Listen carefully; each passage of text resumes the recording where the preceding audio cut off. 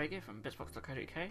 This is part 1 of our tutorial, how to paint for Genestealer Patriarch. So this model's from the Deathwatch Overkill box set, and he's been primed with grey primer from Vallejo. As you can see on the base, I've also made like this sort of sludge effect coming out of a pipe with a hot glue gun. So in this first video I'll show you how to paint his skin and his armour panels. So I'm actually going to paint the pink skin first. So we'll start with a base coat of Daemonette Hide. The reason I'm painting this first is when we go to highlight the model, I'm going to dry brush for highlights. It's a lot easier to do any colours that need dry brushing first. So apply this over the areas that you wish to be pink. It's always best to do 2 thin coats rather than 1 thick coat, even though this paint will cover quite well. So just continue painting over all the areas that are pink, including his brain and his face, his hands and his feet are all going to be this colour, as well as bits in between the armour plates. And once you've done that, he'll look like this. So the next thing to do is to add a shade over this, and I'm going to use Druchi Violet. Now you don't want to apply this too heavy, but you do want to get in all the recesses and go over all the pink areas, so it will bring the colour down just a little bit.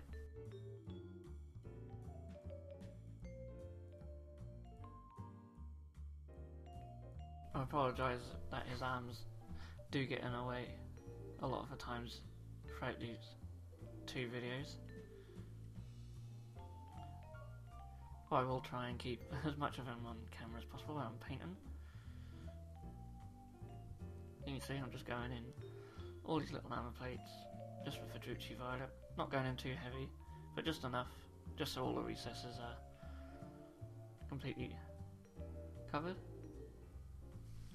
So again, go around all the areas, applying the Druchi Violet, and then when that's done, he'll look like this. So as you can see, all the shade has now dried and settled nicely into the recesses, which brings out all the detail. So to bring it out even further with some highlights, I'm going to dry brush it with Lucius Lilac, and that's a dry compound colour, GWD. So this is why I want to do these bits first, because the dry brushing is obviously quite a messy technique, and that will get on like all the other armour plates. But as we're going to do them next, we can just paint over any mess that we make in this stage. So I'm sorry it's a little bit off camera there. I'm still getting used to filming these tutorials, but you can essentially you'll know that I'm just dry brushing over all these areas, and now I actually realise that I've took it out of shot. So yeah, as you can see, just dry brush over all the pink areas, his hands, his face, and all the pieces in the middle of the armour plates.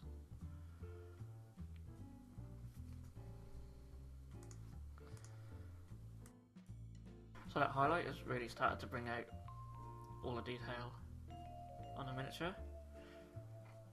So what I'm going to do now is go even further with the highlights, and I'm going to dry brush with Praxeti White.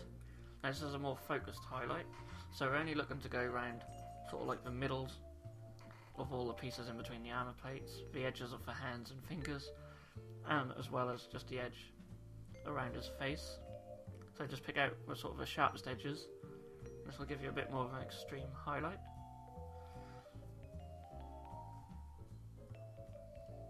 I'm also doing the top of the brain as well.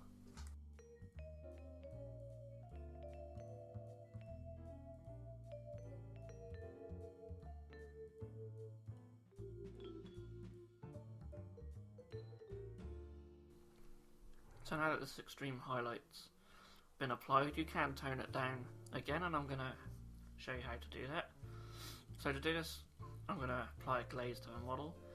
I'm going to use 2 of the GW glaze paints. I'm going to use Guilliman Blue, and I'm going to mix it with Bloodletter Red to obviously get a purple, and then I'm going to apply that just lightly over all these areas, and that will tone down that highlight and bring all the highlights together.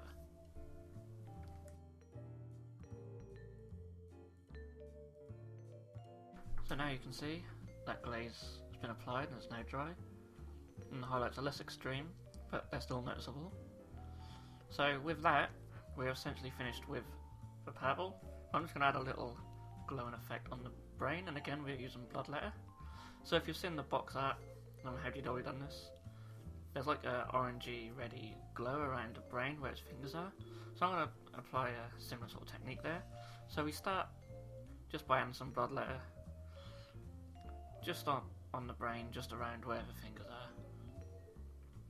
You don't have to apply this too heavily, that'll just give the surface just a little tint of red. And you see it's just now dried, and it's just tinted that area just a little bit red. And we're going to do the same again, just this time a bit more focused in the middle, with Lamenters Yellow. So this will give us sort of a yellowy, orangey bit, just sort of in the middle of this red. So with that, all the pink areas are done, and we can now move on to the armour plates. So we get some Kantor Blue, and this will be our base coat. So again, when you base coat, just do 2 thin coats, get a nice smooth finish, and just be careful when you go around all the pink armour plates.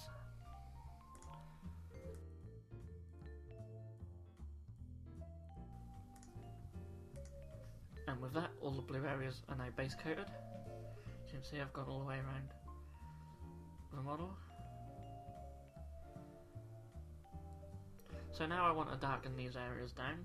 So to do that, I'm going to give it a wash of Nuln Oil. So just go around the miniature, just washing this over, making sure it goes in all the recesses, and sort of glaze it over the blue, and that will just darken it down quite nicely.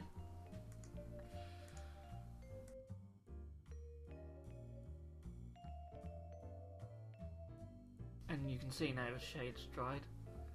That blue is a lot darker. So the next thing to do is to start highlighting it. So the first colour I'm going to use is Kantor Blue again. It's just to bring the blue just back up a bit. But instead of just painting it all over the armour plates, I'm going to leave the black in the recesses.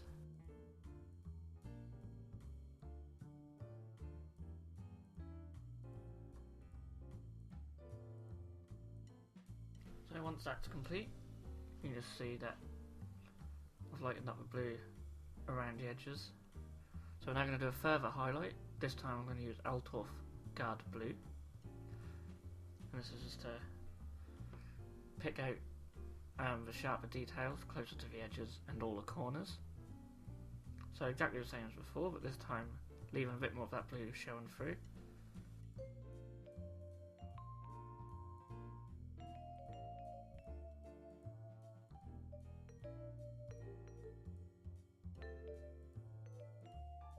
And now the highlights of the blue are really starting to show up.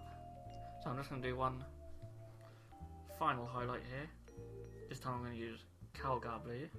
This is just to do the really extreme edges, so just on the corners and just the sort of middle parts of some of the raised armour plates.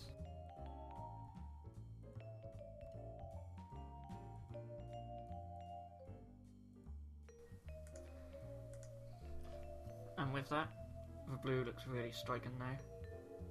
And you could leave it at that if you wish. However, you can highlight it up just one step further if you really wish to. And that's what I'm going to show you here now. So to do that, you use the Edge Paint Blue Horror. Now this is for really, really extreme, so just a little bit on all the points and the corners. And this step's completely optional, but I thought I'd try it just to see how striking I can make this armour look. So you only need to use just a little bit of this, just right on the extreme points and right in the middle of the other lighter blue areas that you've painted previously.